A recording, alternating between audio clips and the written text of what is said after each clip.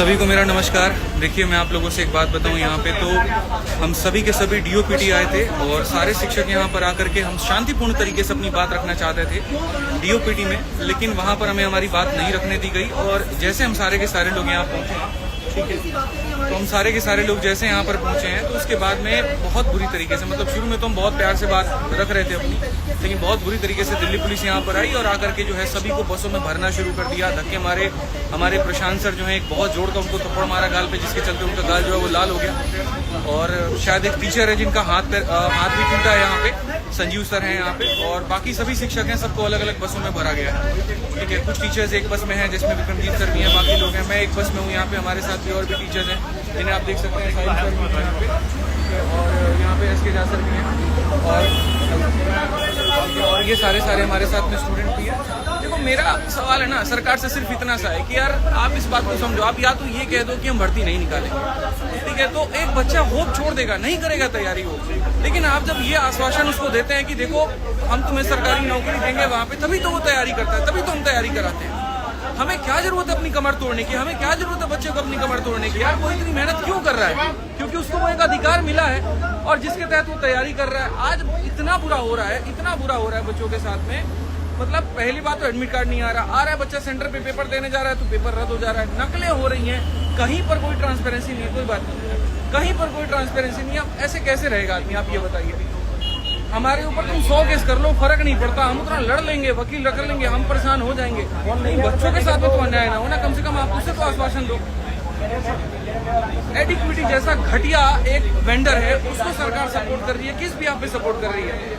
Railway में आप calendar दे देते हैं और उसके बाद में आप पेपर तक नहीं कंडक्ट कराते, वहाँ पता तक नहीं चलता क्या है। महीनों तक, सालों तक जो है कोर्ट में केस लड़ा होता है। इस तरीके से हमारा देश आगे बढ़ेगा?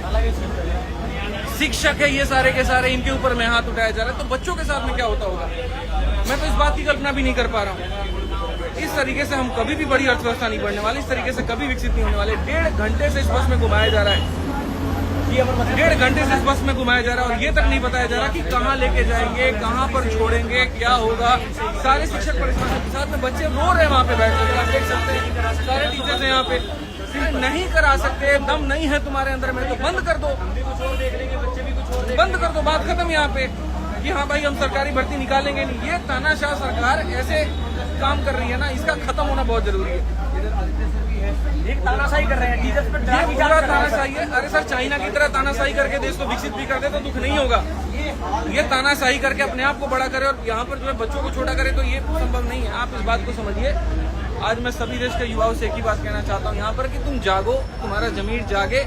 जब तुम यहाँ पढ़ते हो पॉलिटी तो वहाँ पर सिर्फ उसको याद करने के लिए मत पढ़ो, सिलेबस के लिए मत पढ़ो, उसको अपने दिल में उतारो। और सरकार से बस इतनी बात होगा ना कि आप जो कह रहे थे वहाँ पर कि सांसद में जो है बातें चल रही हैं या एक तरीके से अभी सदन है वहाँ पे, तो हम आप लोगों को नहीं एंट्री करा सकते, हम बात नहीं करा सकते। हमने चुन करके उनको भेजा है, कोई सांसद है, कोई MLA है, कोई MP, हमने उनको चुन करके भेजा है, सिर्फ हमारी बात को रखने के लिए भेजा है। ये पुलिस हमारी सेवा करने के लिए, हमारे हाथ पैर तोड़ने के लिए नहीं है। दिल बहुत दुखी होता है। और किस तरीके से हम कहें कि हम इस भारत देश में रहते हैं, पानी पीने के लिए पानी नहीं दे रहे हैं ये लोग, और टीचर्स के साथ में ऐसा कर रहे हैं, तो आप ये बताओ बच्चों के साथ में क्या होता होगा? दिल से बता रहा हूँ, मुझे बहुत दुखी है। लेकिन ये आंदोलन खत्म नहीं होगा बच्चों।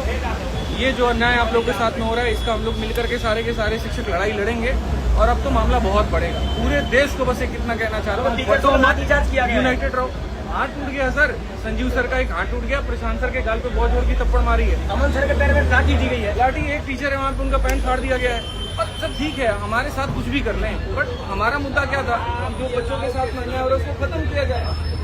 सिंपल सी एक रिक्वेस्ट है, एग्जाम फेयर करो, इतनी तो डिमांड है। और नहीं कर सकते तो दूसरा ऑप्शन कितना प्यारा ऑप्शन है, बंद कर दो, बंद कर दो, बंद कर दो, बंद एक नोटिस डाल दो, आज से संस्थान बंद होता है, सरकारी नौकरियां खत्म होती है, बच्चा भी अपना कुछ और देखेगा, हम भी कुछ और देखेंगे, काम ही खत्म।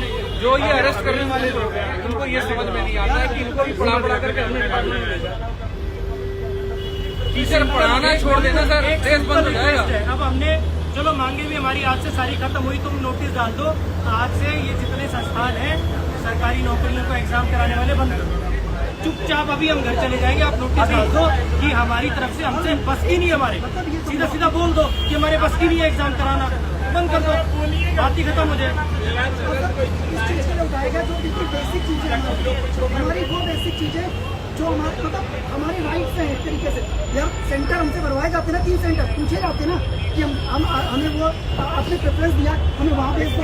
कितने दुखड़े रोए सर, सेंटर पास नहीं आता, वहाँ पहुंचो एडमिट कार्ड नहीं आ रहा। सेंटर तो ऐसे हैं, कुछ सेंटर ऐसे जो तबेले जैसे लग रहे हैं, जहाँ प्रॉपर पहुँचने की जगह नहीं है। आज इस देश के युवा को कितना परेशान किया जा रहा है सर, इसको ऐसा है ना, वो हिटलर की पॉलिसी है, इतना निचोड़ दो कि एक बूंद पानी भी दे तो उसको अमृत लगे।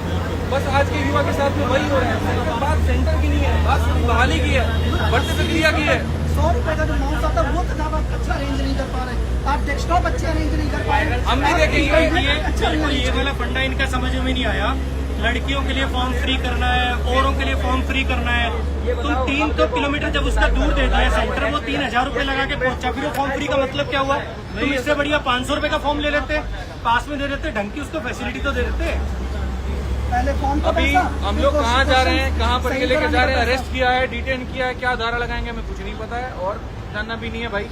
शाम तक छोड़े, सुबह तक छोड़े, कल शाम तक छोड़े, लेकिन छोड़ेंगे तो फिर से आवाज वही होगी। सरफरोशी की तमन्ना अब हमारे दिल में है, देखना है जोर कितना बाजुए कातिल में। सीधा सा है मेरे भाई हिसाब किताब यहाँ पर कि अगर अन्याय हो रहा है तो उसके खिलाफ आवाज उठेगा और पूरे देश में अब आवाज गूंजेगा, सिर्फ दिल्ली से नहीं, पूरे भारत के हर राज्य में। हर शिक्षक से मेरा आह्वान है, आप जहाँ पर भी आप वहाँ मोर्चा खोलिए। हर बच्चों से आह्वान है कि जहाँ पर भी हम मोर्चा खोलिए, सरकार को बताइए कि वो गलत कर रही है। वो चुनी हुई जो सरकार जो हमने वहाँ पर भेजी है वो हमारे लिए है, हमारे खिलाफ नहीं होनी चाहिए। हमने जो आवाज उठाई है वो एकदम सही उठाई है, बच्चों के हित में उठाई है। वहाँ पर हमने कहीं पर भी कोई भी गलती बात नहीं कही है।